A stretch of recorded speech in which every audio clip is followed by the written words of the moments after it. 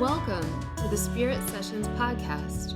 I'm your guide, Katie Silcox, bringing you your weekly self-love soundbite. Join us where I'll help you find your true spiritual home, where every single aspect of you is holy ground, holy ground, holy ground, holy ground.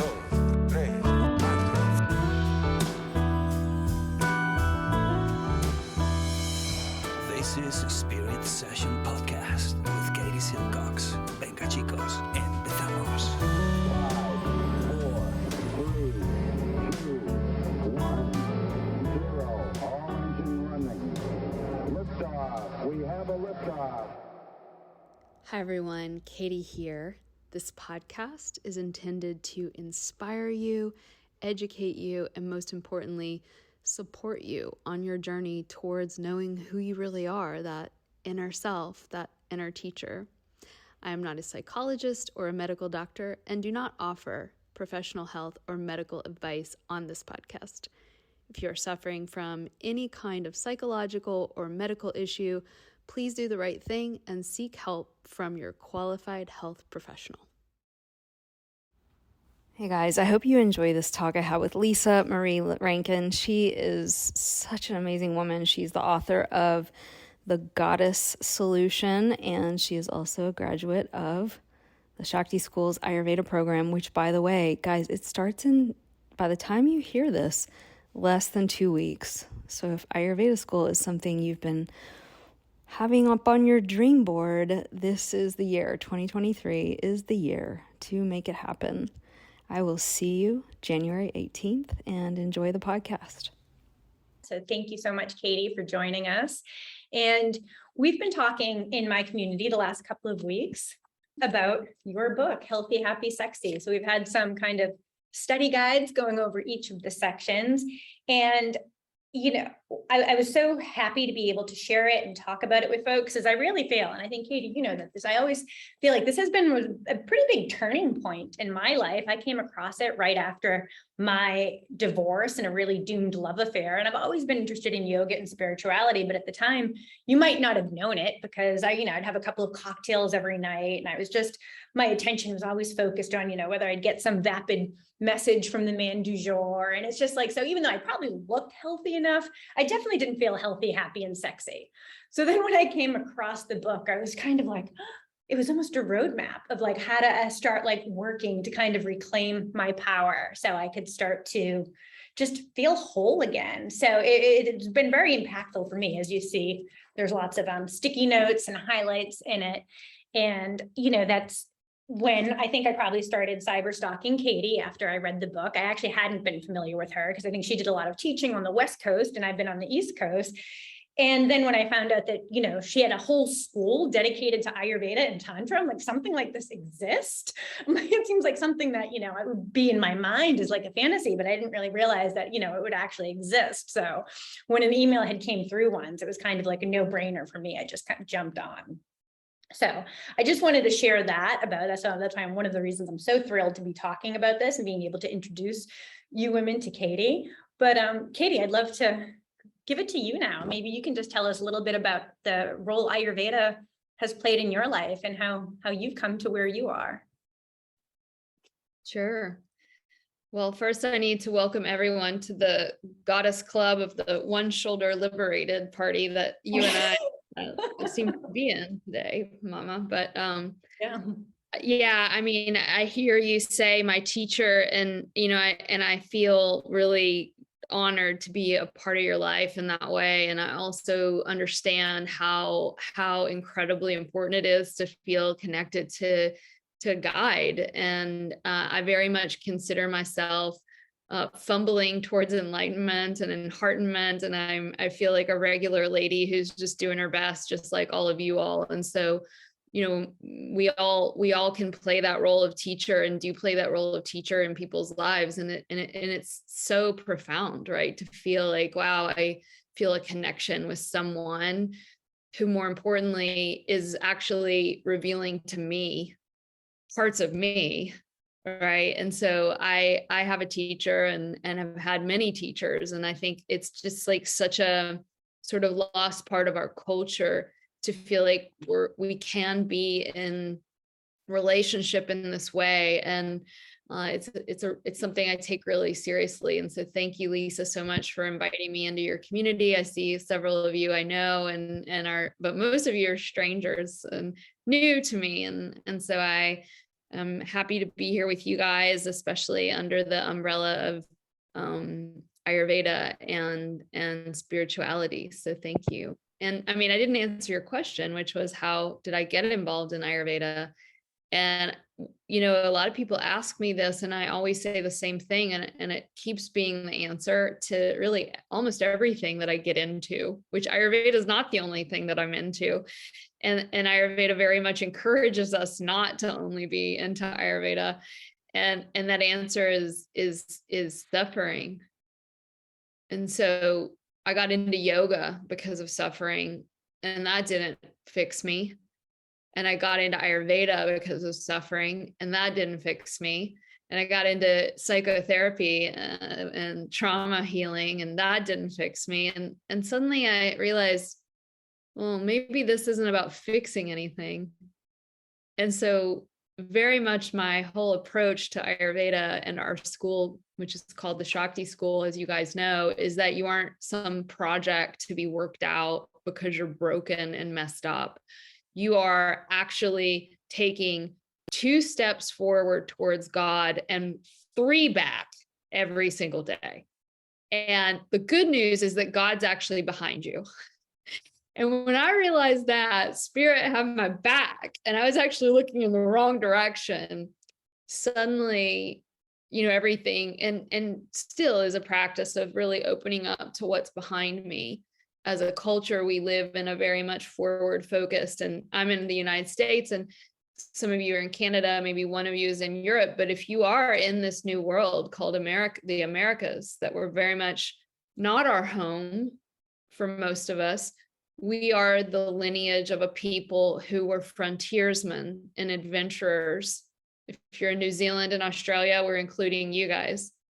And so most of us here are coming from a people who are forward directional. And if you just keep going, you get to Silicon Valley, California, right? And then you blast off to Mars. And so what's so beautiful about that frontiersman and frontierswoman spirit is this masculine form, right? This ambition, this drive, this upward energy, this let's go, let's write a book, let's launch a whole school and do it culture that I am very proud to be from. That's my ancestry. And the shadow side of that is that we exported it to you guys over in Europe and the rest of the whole world. And our lineages weren't so great about honoring the people in which they encountered in many senses. And so there's a shadow side to this energetic that never is satiated. She's never full. She's always hungry. And when we turn our back on our past and our ancestry, we turn our back on the mystery. We turn our back on the unknown. And we turn our back on what many teachings would call the feminine, which can only be accessed in this present moment. And that includes nature. And that includes the unseen world of spirit. And that includes all of our ancestors.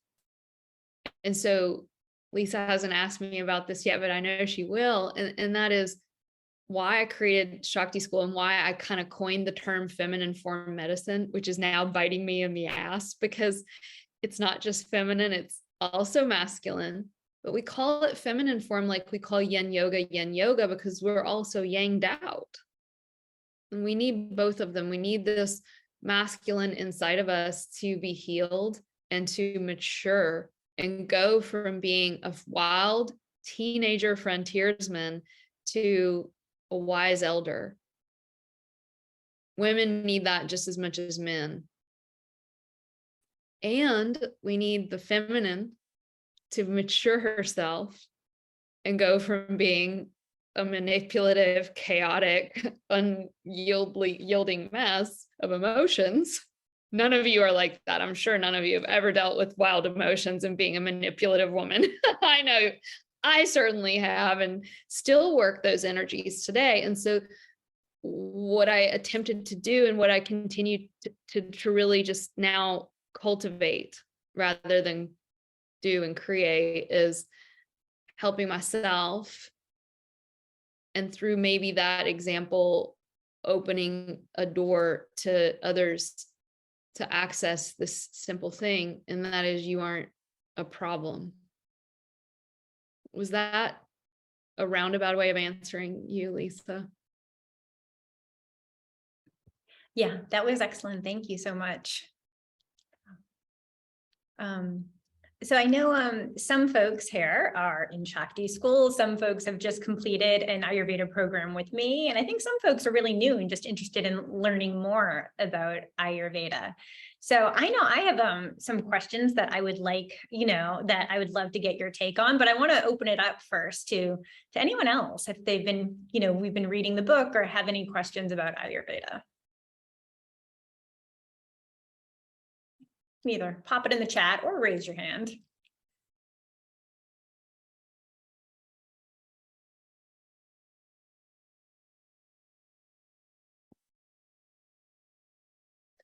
Corey.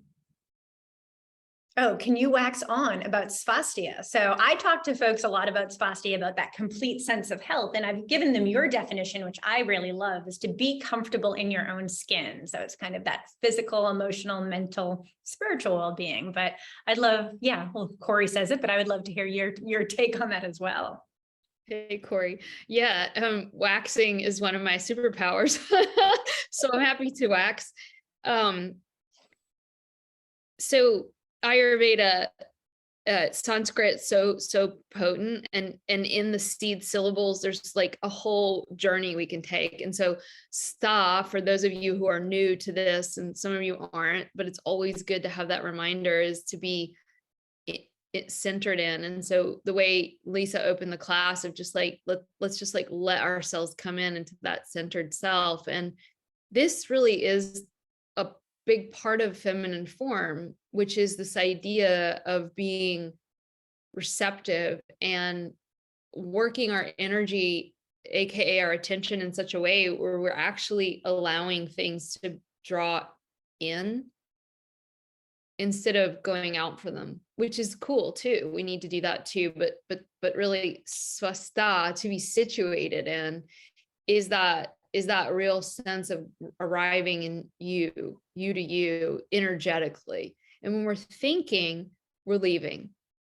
And when we're projecting about how everyone sucks and I don't like her and she's bad and he's bad, we leave, right? And we need to leave. When we pick up our baby, we leave. When we go wipe our puppy's poop, we leave, right? And like, that's okay too. But like a part of it is just feeling the sense of, oh God, I'm here. And that's like the essence of meditation and a lot of different energy work practices. So spa is like a huge word, and it means the self. And it's not the self like, hey, everybody, I'm Katie, and this is my personality, and this is my persona that I need to put on to, do my job.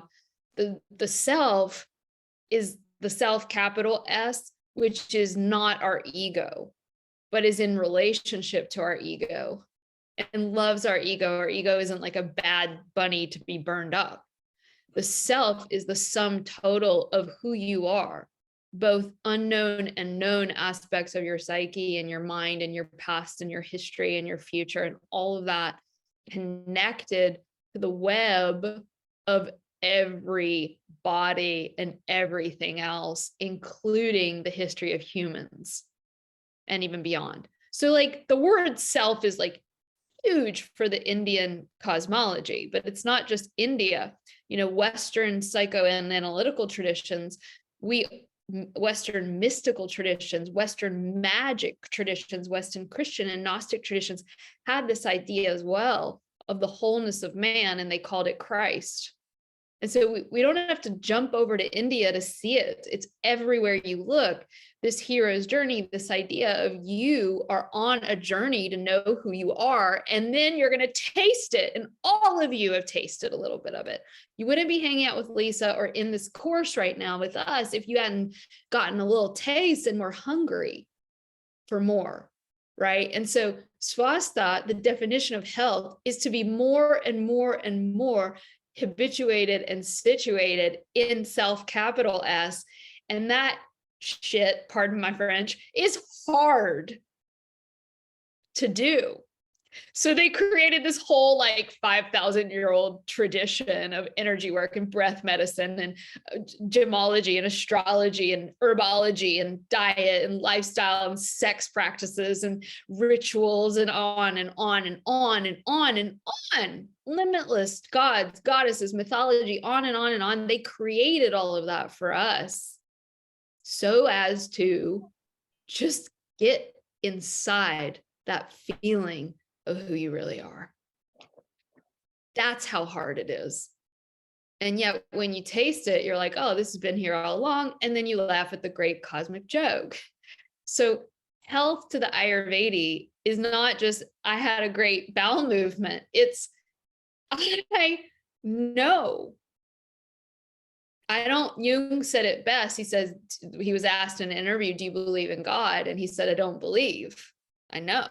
It's a numinous experience. It's a felt sense of who you are. And there's a formula for it. I'll just give you guys, and I know I'm blasting off a little bit beyond Ayurveda 101, but it's Atman equals Brahman, which means the individual sense of you or me, Katie, you can fill in your name. When we taste the self, we do taste the divine. And yet it's so personal. And yet it's totally not personal. And those two things get to be held at the same time. And then, diseases happen, but you're situated in something that's so much bigger than this temporary thing called this moment and this body and this person. And that's what we strive towards. And usually, ironically, we do feel a little better and a little healthier. Thank you. Thanks.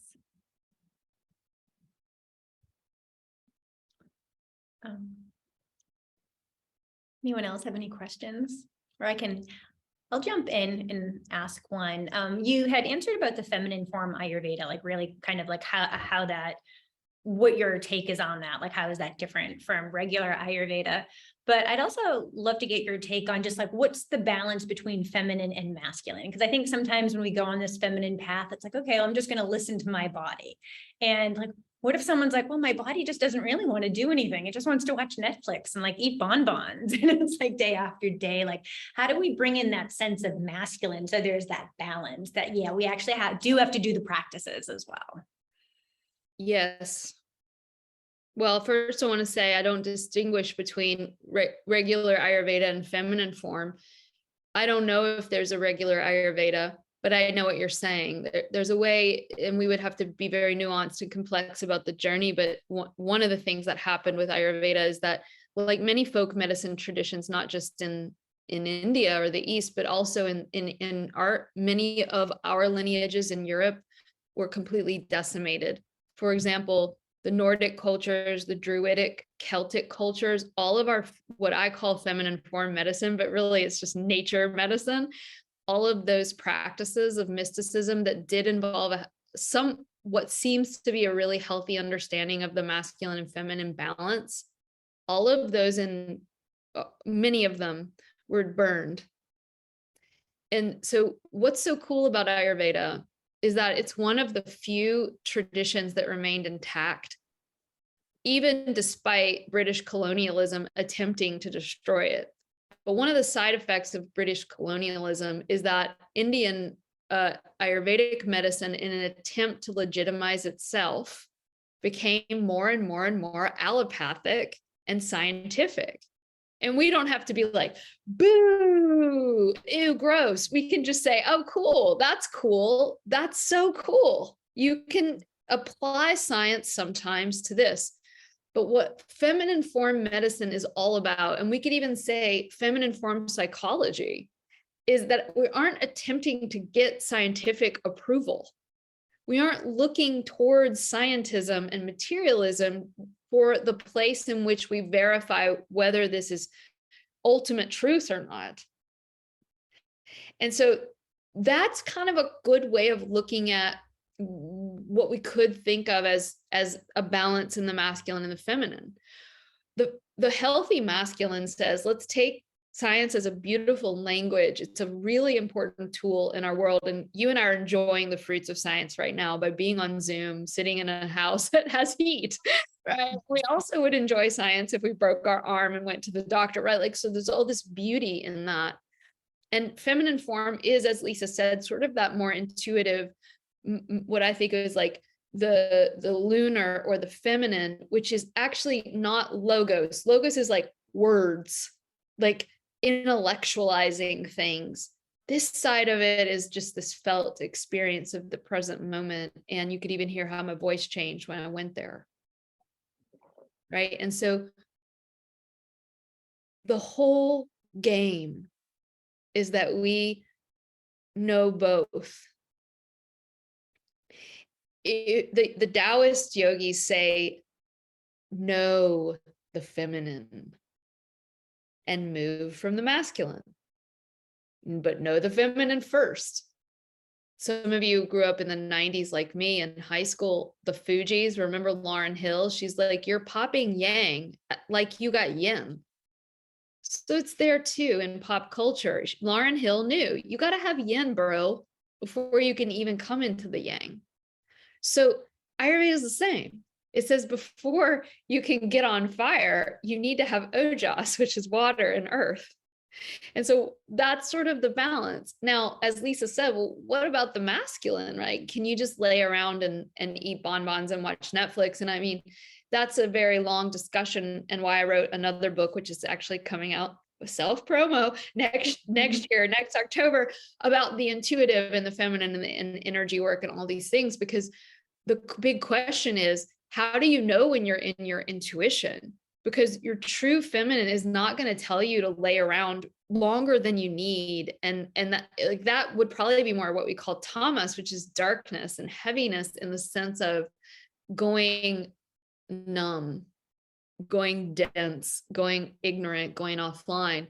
But I know, and I know, I'm sure all 15 of us here today as women know what it's like to be like, no, I'm sorry.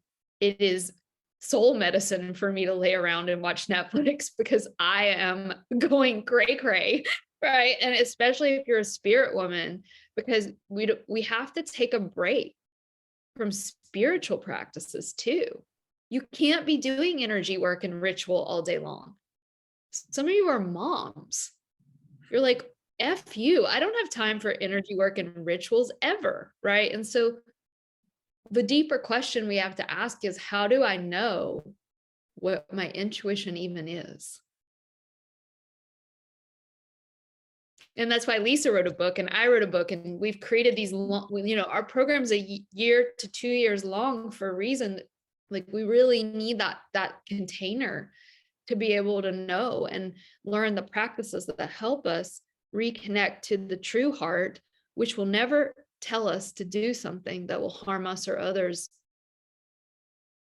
It's always going to reach for the highest and best. And sometimes that might mean making a big old fat boundary with yourself or other people.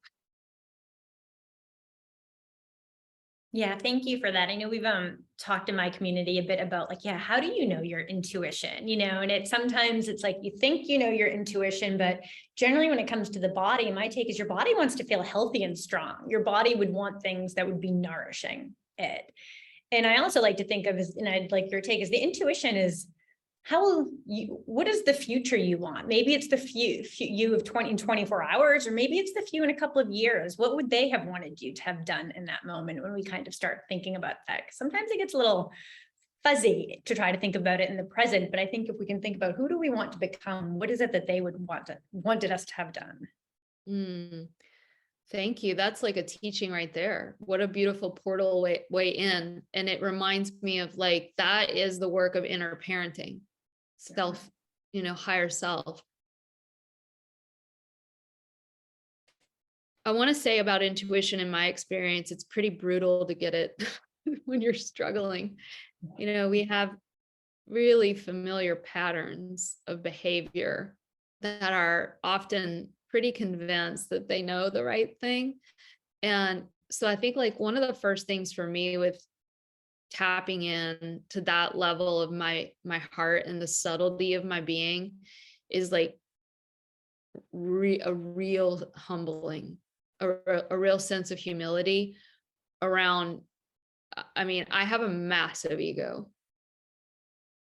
Nobody writes a book and creates a school. You have to have like a certain amount of like, yeah, man, I got a great idea. Like, and I say that to you guys, but because in a way it also like removes some of the shadow field around that.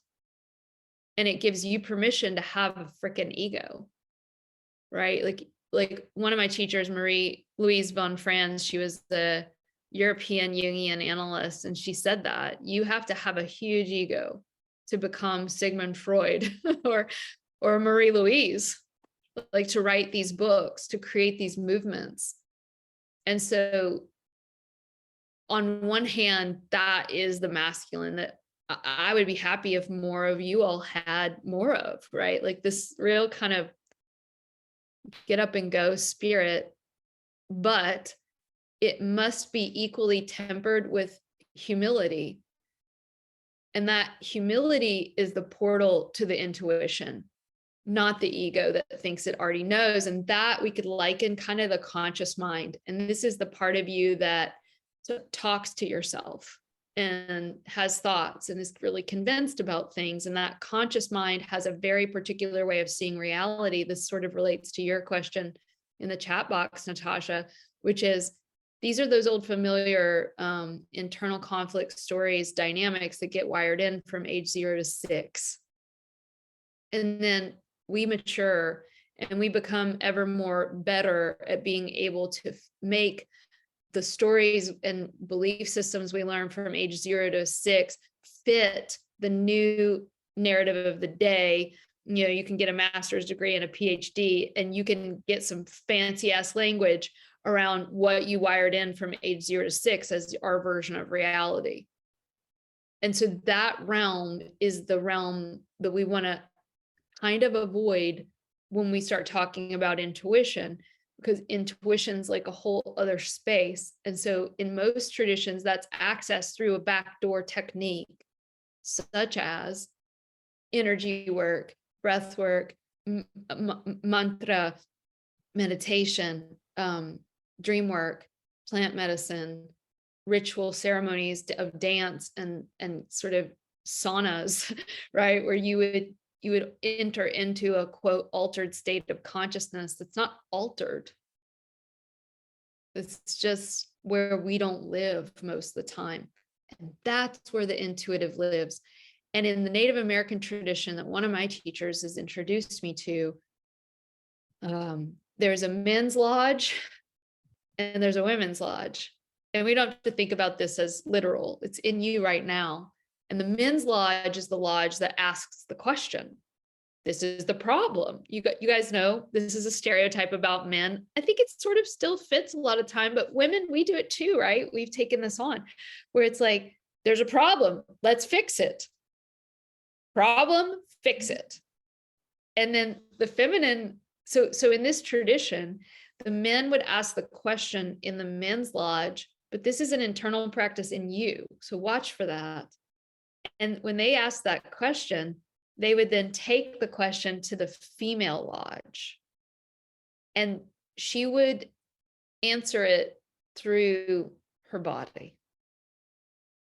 Her body felt sense. She would get an emotional resonance. She would get an energetic resonance. She would get a heart field resonance.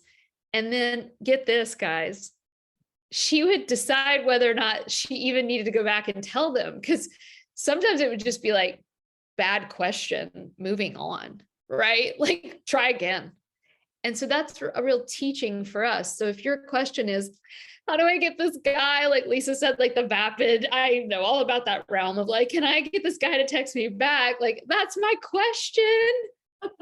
And then you sit in your heart field, which is the feminine lodge, right? And she's like, oh, babe, like that's not even the question. It's like start over. So I guess that's a long roundabout way of describing like this is a complex life journey, but I think we all kind of, I'm seeing the faces kind of light up. You guys are in it and you know.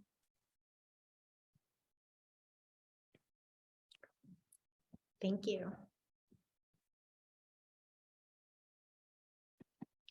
Wanted to make sure I have more things that I would love to talk about, but if anyone has any questions right now, we've gone through each of the sections of the book. So healthy, happy, and sexy. And it's interesting, as we were doing happy, I noticed I kept stumbling on the word happy. I'm like, well, happy isn't necessarily like the goal. You know, it's like, of course we want to trend towards happy, but I feel like sometimes in our culture, we have like the YouTube videos and the blogs, like 10 ways to be happier or happiness hacks. But I think of happy as more of just that sense of equanimity that I know I can handle things. I have the inner resources to tackle whatever is going to come my way. But I would love to hear your take on the word happy. Oh, I can't stand it. That title is just awful. I mean, so this is a story I tell publicly. That's not the title I really wanted for the book, but you know, when you get a book deal, they just tell you what it's going to be called, and especially when you're a nobody. And they chose the cover and everything, and I've had to learn to love my ugly baby. And I think that the book is good enough. You know, I think the book itself, I think the content I stand behind, but I share that with you all in case any of you are considering a book. The word happy is not the goal. And yes, Lisa, it is like that's pointing towards the deeper thing, which is, guys, it really is this inner goodness. Despite what's going on, I have a connection to the inner goodness inside of me. And I know that you all have lived enough life, and I've certainly lived enough life to know that the greatest, most spiritually illuminating, blissful moments in my life have come not from getting the bonbons and rainbows and orgasms of happiness, right? But from getting the brutal mud wrestling sessions with God, where I got my A kicked, you know what I'm saying? And so the next book that comes out, I'll tell you this little insider secret too. You guys will be the first to know. The title of my next book is beautiful. I love it. It's called Glow Worthy, and it's all about being worthy and glowing, right? Not in the sense of an external glow, but an internal glow that no one can take from you. But that wasn't the original title of the book. The original title of the book got rejected, and it was the right title for the book, and it was called Holy. All of you is welcome to the spiritual party, especially the parts of you that you can't stand and you find intolerable. Now, why we couldn't call it holy, and I stand behind my publisher, who I love, they're great, is that we knew that the collective wasn't ready for that word, because it would be associated with a form of Christianity that people may not resonate with. And if the Christians bought the book, they'd be mad when they opened up and found a tantric witchy lady book, right? And so we had to really look at that. So we have Glowworthy, right? So good. So all that to say, there's a story there. There's a lesson there for all of us that is about this thing of happiness and thinking that we're going to get what we want, right? And that being one of my teachers, Bruce Tift, he's a Buddhist psychotherapist, and he says, we are all like this happiness word. When we're seeking happiness, we're in a fundamental state of aggression with ourselves and our lives as they are right now. So the yogis called this better thing to reach for santosha, which means I'm content. I make a joke, you know, healthy, happy, sexy. When that book came out, I felt the opposite of that. So be careful what you name your book. You'll have to eat it 20 years down the road. I hope that was at least fun and entertaining. I just want to take away, like Lisa, you were going there, like take away some of the veneer of what is like a perfectly polished, PR ready teaching.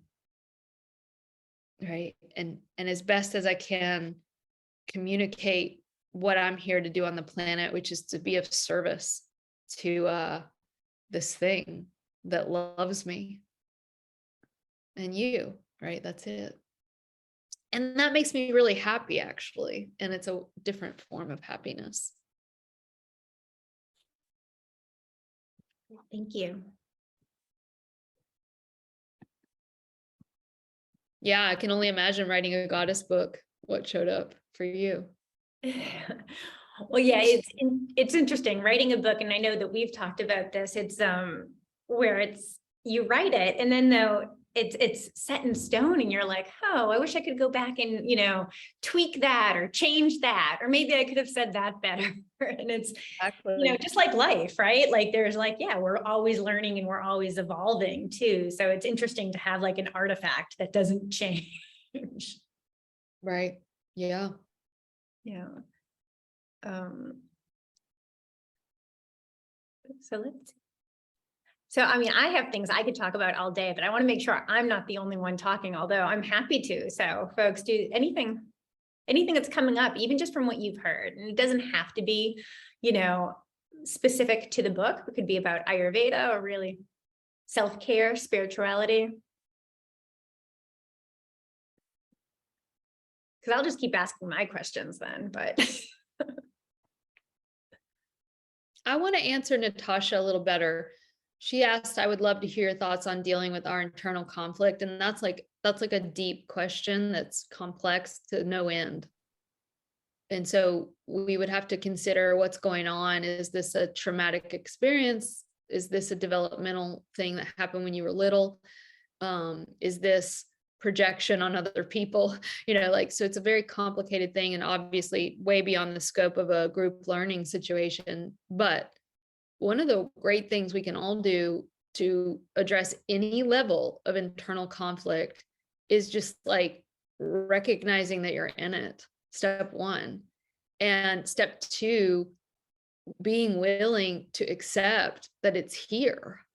And I think we try to skip ahead to the place where it's transformed so fast, right? Like I'm feeling fear, or I'm feeling anger, because thoughts aren't the problem. It's the feelings that suck, right? And so just a quick tip on dealing with internal conflict. The most important thing is to not make it also bad and wrong. And then we set ourselves up for more resistance. And then we feel bad that we have the feeling. And now we're just multiplying the misery. And I know that that's very easy to say, but hard to do. What if I were in complete acceptance in this moment of the fact that I feel like a miserable whatever, and then going from there.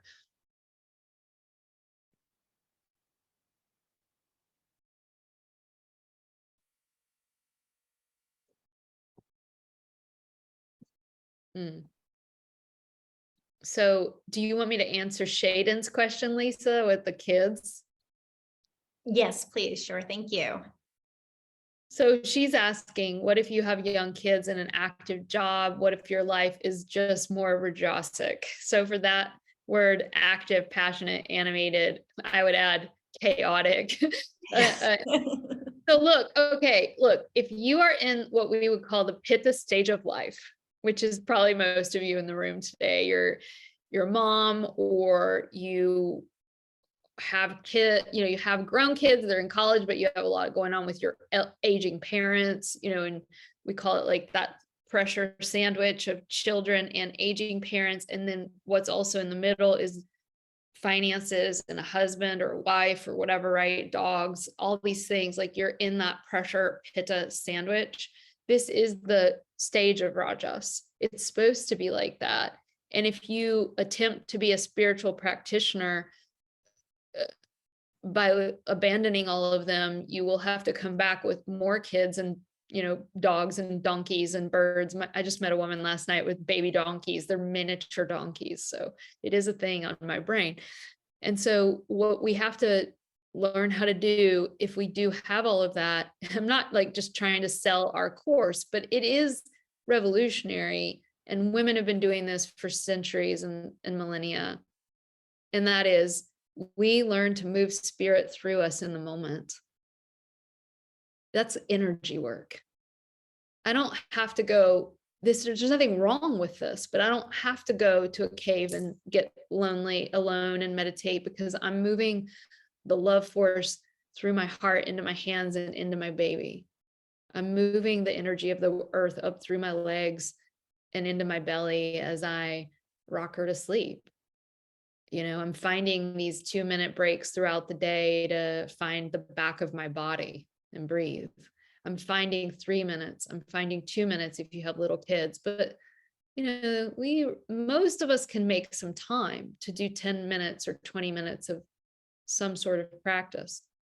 And so I would say, if you do have young kids, yes, maybe being calm or not calm, right? But having a field of awareness and energy around us that can hold the chaos. That's really the secret. And also, this is important. I had a teacher when I was younger say to a mom when she asked about doing her practice. Now, this was a different form of practice than I do now, but it was very much like you get up in the morning and you do 30 minutes to an hour of your practice, no matter what. And she was like, if you have a new baby, or a lot of kids and like a lot of responsibilities, what do you do? And he said, you think of your children as your practice, and know that the more subtle practices will be there for you when they are older, and that each time you make them your practice, you're strengthening your future practice by 1,000. So this idea in Tantra is so beautiful, that there's a time for everything, right? And our karma. So that's the other piece. Those of you that are moms, and it's not just busy moms, guys, it's busy business women, it's busy this, it's busy that. I don't have a husband or kids, and I am busy too. And I have to really work hard to carve out the spontaneous emptiness. And this is my job. So if it's hard for me, I can only imagine how challenging it is, because it's not you, it is our world to be busy. It's not just moms. So in that collective insanity, we have to, and this is the masculine, Lisa, I'm going to call it in. You are the boss of your life. Your kids don't need to do 800 extracurriculars. You can carve out time where we get to be free, right? And so to really be countercultural in this moment is Ayurveda. The consensus mentality will have you running ragged. And if you have children and a husband and a life setup, this also is karma. Perfectly crafted for you, designer spirituality, to bring out all the parts of you that you don't love. They are your teachers. You are so powerful. You manifested them. Lucky you, and so that really thinking of who's out in front of me, my goodness, that's my teacher. And knowing if you want to change that later on down the road, you can make your life a little bit more a place of more solitude and silence. That's in your capacity. I don't know if that helps.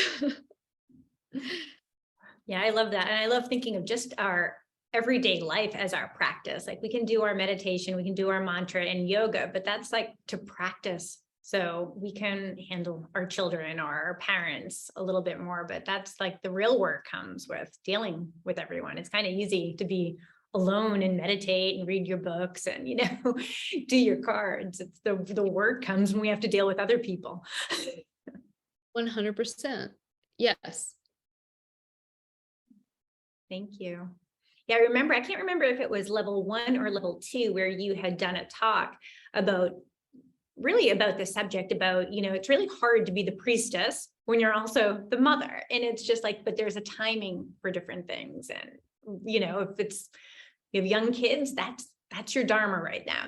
That's the karma that you're working with. And I really like that. I feel like that's very liberating too, because I think as women, we're always thinking there's something else that we should be doing or more we should be adding to our plate, when really it's like, well, what can we let go of? And maybe it's, not being as strict with our practices when we have young children and a job, but it's finding smaller ways, like you suggested.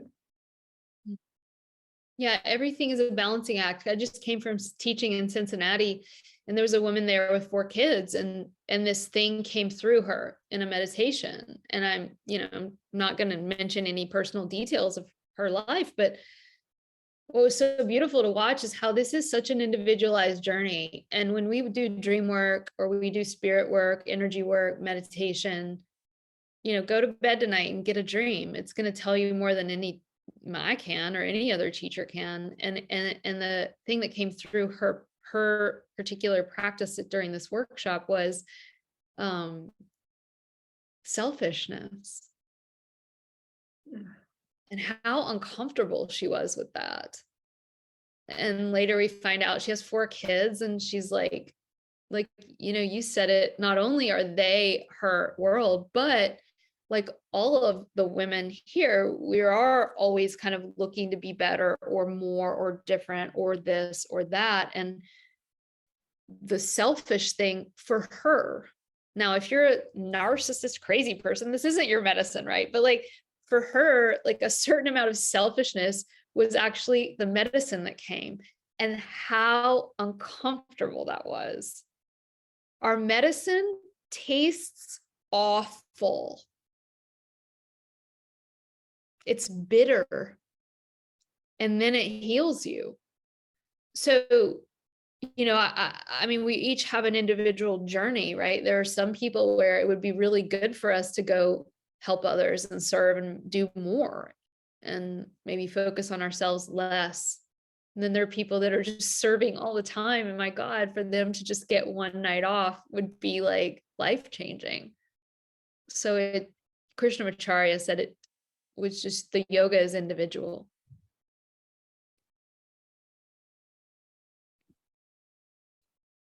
Thank you. Okay, I want to, looking at the time here, I want to be respectful of time. And I also want to make sure, I have one more question. It's almost like 2 questions, I guess. But it's, I've been working with a lot of the women here as well, too, with the Ayurveda and the daily practices, and really just trying to up-level habits, as far as going to bed earlier. And do you have any tips for like sustainable habit change and how that is our spiritual practice as well, too? Or I guess I'm not being so articulate with it, but why is it so hard to change our habits? Yeah, because we've been doing them. We've been doing.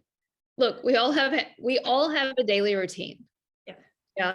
It just may or may not be one that serves us. And so like that habit is ingrained. And that's why I always recommend people, in a way, writing a book about all these things isn't great, because then you read it all and you want to do it all, and then you can't, and then you fail, and then you throw the book away. And better to just do one thing, and really integrate it, like tongue scraping or lemon water or neti pot or abhyanga, or none of those things matter to me. None. If I haven't done some practice of getting my heart in alignment with the divine, to get my energy in my body, all these things for me are like the origin point. And then the daily routine is like just an outpouring of being connected to that. And so I think things start to become a little bit easier when we get our priorities straight. If we're working from what I call the top down, control brain down into the body of like, here are the 15 things that I'm going to do today. And I've ridden that pony many a time. And like, the shadow side of you will always come back to bite you. Do you know what I mean? Like, you have a feminine that does not like a daily Ayurvedic routine. She abhors it. And so she will do the daily routine, but then you can bet your bottom dollar if you follow it too strictly, she's going to be eating Haagen-Dazs and like texting some hunky guy on Tinder later on. Like, so we have to give the darkness her due. So what works for me is I have left the realm of what the daily habit looks like. And I know my non-negotiables that really do support physical health. So cooking for myself is really important.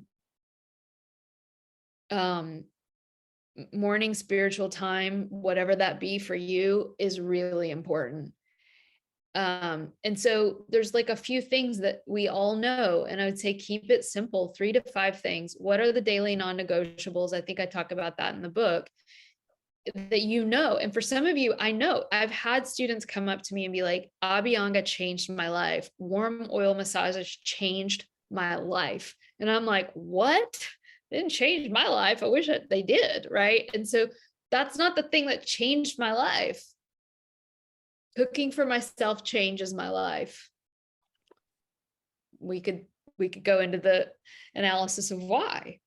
Or for another woman, it is the Abhyanga because of touch. There's something about that is just rocking her world. So the pattern will stick when we feel the essence of why it's there. And then the last thing I want to say about that is I think that we have way too much pressure to do too much in terms of self-care.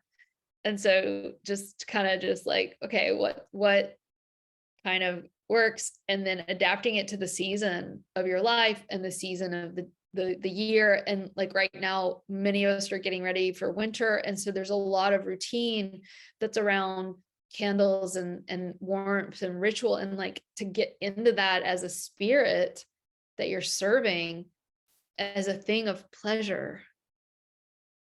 Then the routine, when the routine becomes like this thing you get to do, that's really when you know you're in that feminine form.